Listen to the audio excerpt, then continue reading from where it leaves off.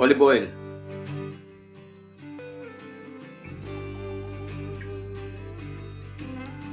Sibuyas, bawang, sabay na. Okay.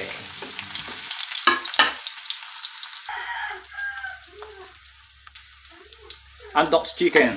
Luto na yan. Para mabilis na ating pagluluto. Adobong manok yan.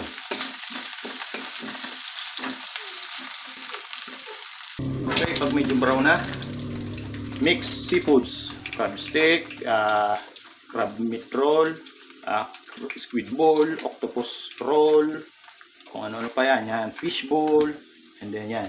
Mabibili lahat yan sa sukong tindahan.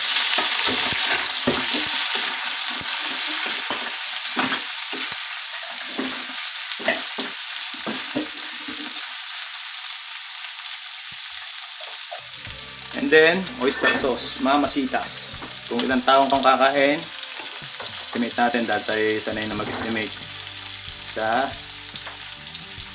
2, 3, 4, bulusan. Iyo. Thank you. Halu-haluin natin ng konti. Ayan. Okay.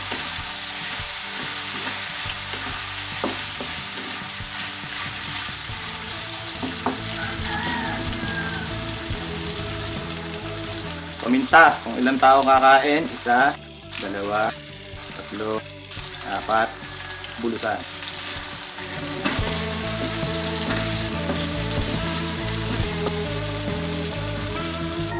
After 2 minutes, lagyan natin ng tubig. Okay. Haluin natin ng konti para yung tutong niya ay matunaw. Yun ang magpapasarap yung preto. Yan natin kumulo. Dagdagan pa natin. Okay. Takluban natin. Okay. Lagyan natin ng seasoning. Yun. And then, sa poco, egg noodle. Kung ilan ang kakain, 1, 2, 3, 4, bulusan.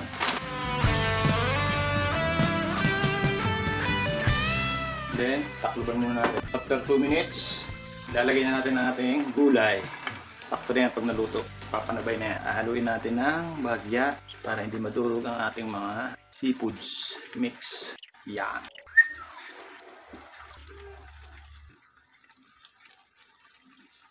And then, takluban uli natin. After ng 1.5 minuto, ready to serve na ito. Okay. Yan. Yan ang luto dito sa Pakistan. Medyo saucy. Yan o. 30 seconds. Good na yan. Serve na natin yan.